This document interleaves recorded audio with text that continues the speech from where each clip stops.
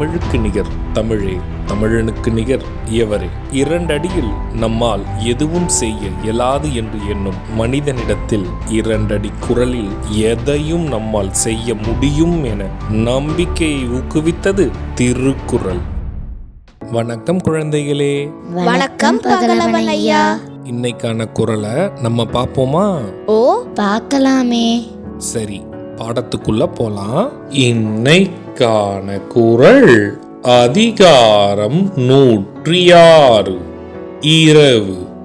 குறள் எண் 1052.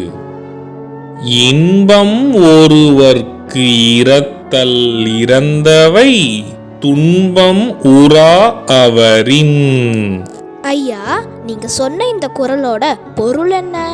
இதற்கான பொருள், இறந்து கேட்ட பொருள் ஒருவர்க்கு யாதொரு தடையுமின்றி எளிதில் கிடைக்குமானால் இரத்தல் கூட இன்பம் தரத்தக்கது என்று சொல்லலாம். இதுக்கு ஒரு உதாரணம் சொல்லுங்களேன். இதற்கான உதாரணம், எந்த ஒரு தடையும் இன்றி ஒருவர் இரவலாக கேட்ட பொருள் கிடைக்குமாயின் அதுவே மகிழ்ச்சியான தருணம். நான் சொன்னது உங்களுக்கு புரிஞ்சுதா தீரன், இலக்கியா?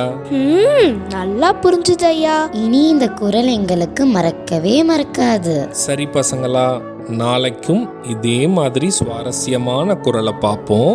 நீங்க வீட்டுக்கு போன உடனே என்ன பண்ணணும்?